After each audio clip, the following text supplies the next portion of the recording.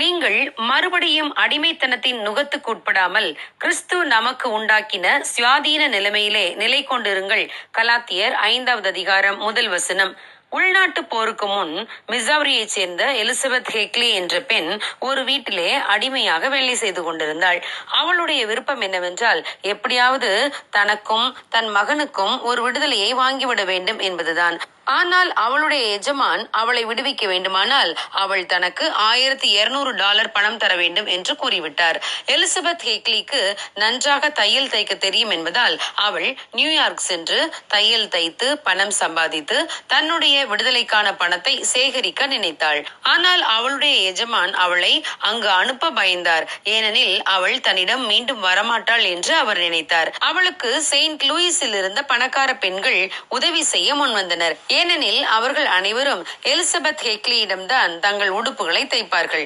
அந்த பணத்தை வைத்து அவள் தனக்கும் தன் மகனுக்கும் விடுதலையை வாங்கி கொண்டாள். அவளுடைய விடுதலைக்கு உதவி செய்த பெண்களில் மிக முக்கியமானவர் அமெரிக்க ஜனாதிபதியாயிருந்த ஆப்ரஹாம் லிங்கனின் மனைவி மேரி லிங்கன் ஆவார். ஏனெனில் எலிசபெத் ஹெக்லி தான் லிங்கனின் மனைவிக்கும் துணி தைத்து கொடுத்தாள். இப்படிப்பட்டவர்களின் உதவியின்றி எலிசபெத்தால் தன்னுடைய விடுதலையை தானாக சம்பாதித்திருக்க முடியாது. இதை போலவே நம்முடைய தேசமும் தானாக விடுதலை பெற்று விடவில்லை.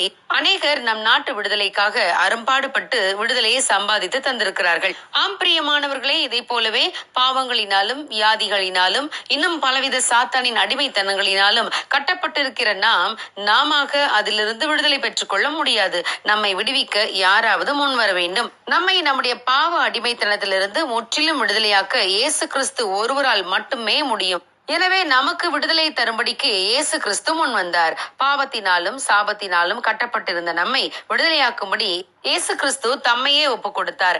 அவரை விசுவாசித்து தங்கள் உள்ளத்திலே ஏற்றுக்கொள்கிறவர்களுக்கு நிச்சயமாக விடுதலை கிடைக்கும். சாத்தான் நம்மை அடிமைப்படுத்த முடியாது. நமக்கு விடுதலை தர இயேசு கிறிஸ்து ஆயத்தமாய் இருக்கிறார். ஆனால் நாம் அவரிடம் வராமல் அவருடைய உதவியை தேடாமல் இருந்தால் நாம் ஒரு நாளும் விடுதலை பெற முடியாது. ஆகவே இனிமேலும் அடிமைத்தனத்தின் நுகத்துக்கு உட்பட்டு வாழாமல் இயேசு தரும் பாவ மன்னிப்பு, சரீர சுகம் மற்றும் வெற்றியான வாழ்க்கையை அவரிடம் வந்து கேட்டு பெற்றுக்கொள்வோம். சுதந்திர காற்றை சுவாசிப்போம். God bless you. Have a blessed day.